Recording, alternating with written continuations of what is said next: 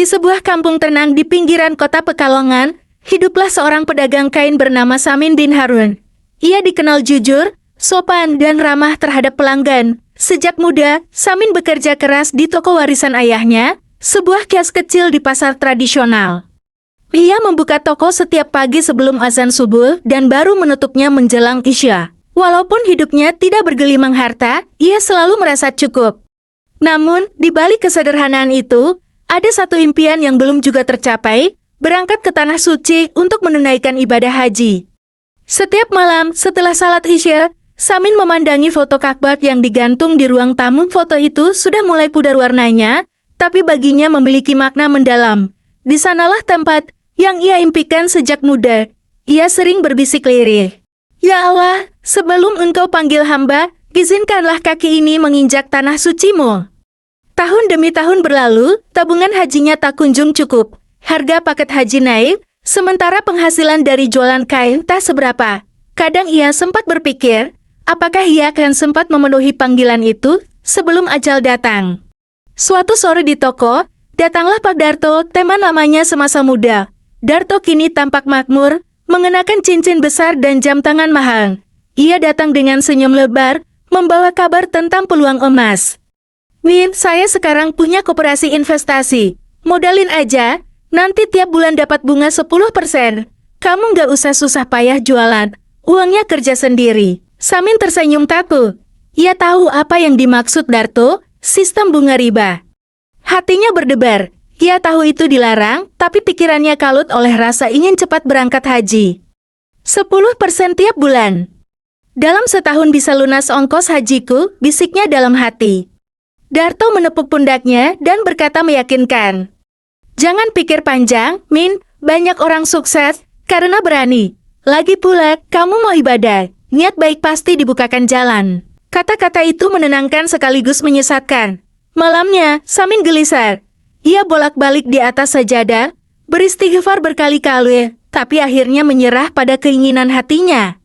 Beberapa hari kemudian, ia menyerahkan hampir seluruh tabungan hidupnya kepada koperasi milik Darto. 3 bulan berselang, uangnya berlipat 2. Hasil bunga itu membuatnya gembira bukan main. Ia segera mendaftar haji melalui biro perjalanan.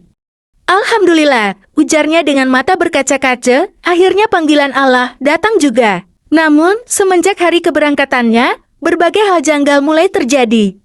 Koper berisi pakaian ihram dan perlengkapan ibadahnya hilang di bandara.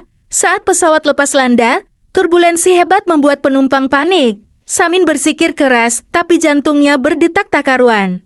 Setibanya di Makkah, tubuhnya mendadak lemas, seperti kehilangan tenaga. Ia merasa dadanya berat, nafasnya pendam. Setiap kali melangkah ke Masjidil Haram, kepalanya pusing seolah ada beban yang menekan. Mungkin ini ujian sebelum ibadah, pikirnya sambil memaksa diri melakukan tawaf meski tubuhnya gemetar. Namun, setiap kali dia mengucap labaik Allahumma labaik. Tentet, mengapa hatinya terasa hampa seolah kalimat itu tak menembus langit. Malam ketiga di penginapan, Samin bermimpi aneh. Ia melihat dirinya berjalan sendirian di padang pasir luas, mengenakan kain ihram. Udara begitu panas, tapi setiap langkah kakinya terasa berat, seperti menapaki tanah yang berubah menjadi lumpur hitam. Dari kejauhan terdengar suara menggema, berat dan dalam. Bagaimana engkau datang kepadaku dengan harta yang tidak suci? Samin berteriak ketakutan, mencoba berlari, tapi tubuhnya terjerat bayangan hitam yang menyeratnya ke tanah. Ia menjerit, dan terbangun dengan napas tersengal. Peluh dingin membasahi keningnya. Ia langsung bersujud di tepi ranjang, menangis tersedu-sedu. Ya Allah, aku hanya ingin mendekat kepadamu. Tapi aku salah jalan, ampuni aku, ya Rab. Malam itu ia tidak bisa tidur. Setiap kali memejamkan mata, suara itu terngiang kembali, menembus hati paling dalam. Hari wukuf tiba, jutaan jamaah berkumpul di Padang Arafat, tempat di mana manusia diminta menundukkan diri sepenuhnya di hadapan Sang Pencipta.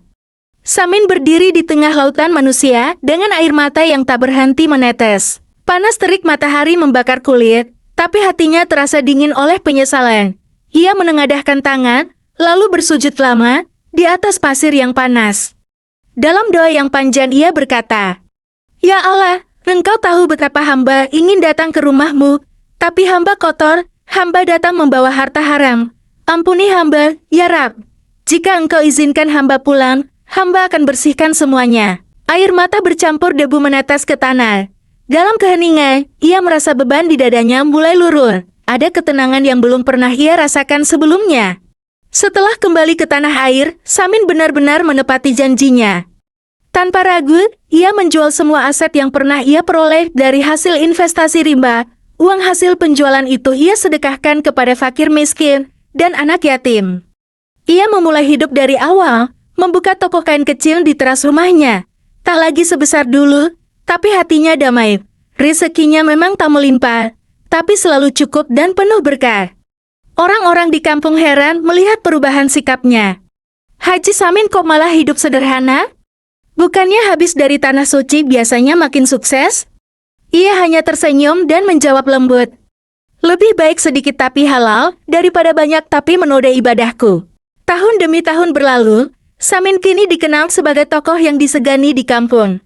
Ia aktif mengajar mengaji, memberi nasihat kepada para pedagang muda, agar menjauhi riba, dan membantu warga miskin yang ingin berhaji. Beberapa tahun kemudian, Samin wafat dengan tenang dalam tidurnya setelah salat Isya. Di mejanya masih terbuka kitab tafsir, dan secangkir teh, yang belum sempat ia habiskan.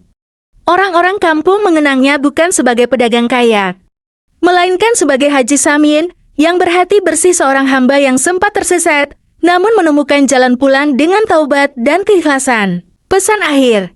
Harta yang haram tidak akan membawa kita lebih dekat kepada Allah, seberapapun besar niat kita. Karena ibadah bukan sekadar sampai ke tanah suci, tapi bagaimana kita mensucikan diri sebelum menghadapnya.